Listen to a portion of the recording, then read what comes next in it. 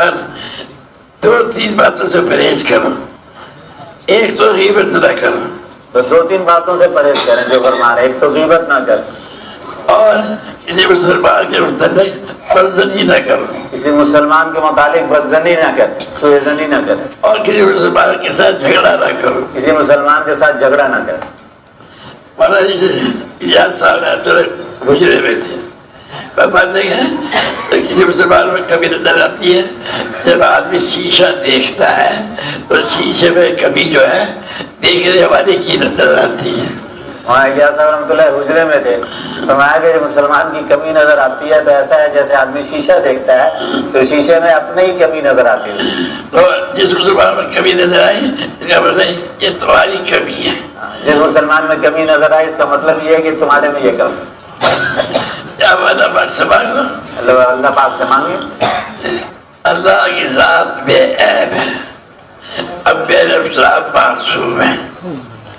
اب دیکھ کر ملکانے تک جس کے سر میں چھوٹی ہے اس کا سر کا اجلاس ہے کہ مسلمان ہو تو کبھی تو وہاں سے لے کر وہاں تک ہے. فرمایا اللہ کی ذات تو بے عیب ہے, بڑے حضرت نے فرمایا, اور انبیاء ہیں معصوم. باقی حضرت ابوبکر سے لے کر رضی اللہ تعالیٰ عنہ وہ ملکانہ جس کے سر پہ چوٹی ہے اپنے آپ کو صرف مسلمان کہلاتا ہے, وہ جو ہے عیب سے خالی نہیں ہے. یہ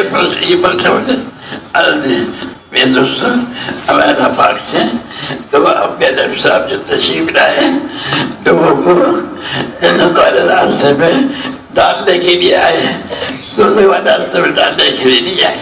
انبیاء علیہ السلام جو تشریف لائے لوگوں کو جنت والے راستے پہ ڈالنے کے لیے آئے, دوزخ والے راستے پہ ڈالنے کے لیے نہیں آئے. اسے جو بیان کرو مسلمانوں کی کمیوں کے مت بیان کرو, اس لیے مسلمانوں کی کمیوں کو مت بیان کرو.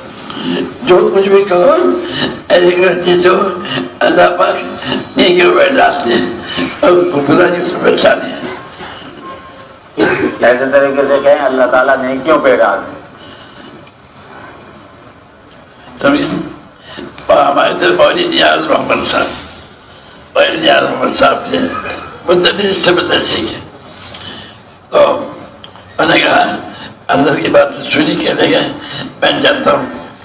تو حوض قاضی کے اوپر گئے, وہاں بائبل وغیرہ بگڑی تھی, وہ خرید کے رہے کہ میں عیسائیوں کے ساتھ مناظرہ کروں گا.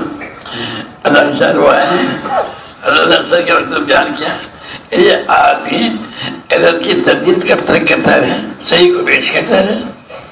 حضرت مولوی نیاز محمد صاحب تھے, مدرس تھے یہاں, تو وہ جو ہے حوض قاضی گئے, وہاں پہ بائبل بک رہی تھی, وہ لے آئے کہ وہ عیسائیوں کے ساتھ جو ہے مناظرہ کروں گا.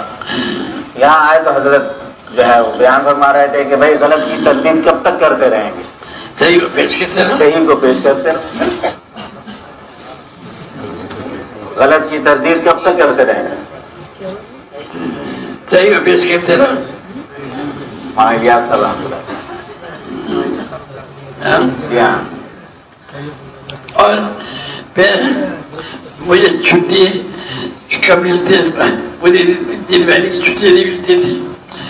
جو لوگ اللہ کے راستے میں گئے ہیں, جو ان کے گھروں کی دیکھ بھال کرے گا, اپنے بچوں کی دیکھ بھال کرے گا, تو اللہ ثواب اس کو بھی دے گا. حضرت نے فرمایا, بڑے حضرت رحمۃ اللہ علیہ نے, کہ ایسا فرما رہا ہے مجھے چھٹی کب ملتی تھی.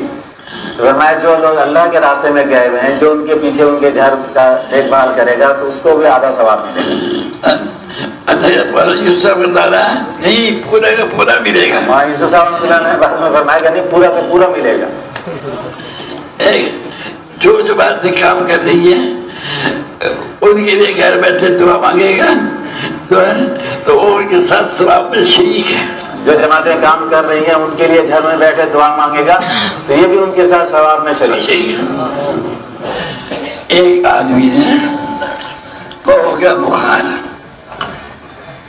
اور صاحب سے نے کہا کہ مجھے چھٹی دے دو, بخار ہو گیا مجھے. سب کے دیکھ کہ میں نے اس کو چھٹی دے دی, تو جو رحمت اس کے اوپر برس رہی ہے, اکیلے اس پہ برسے گی.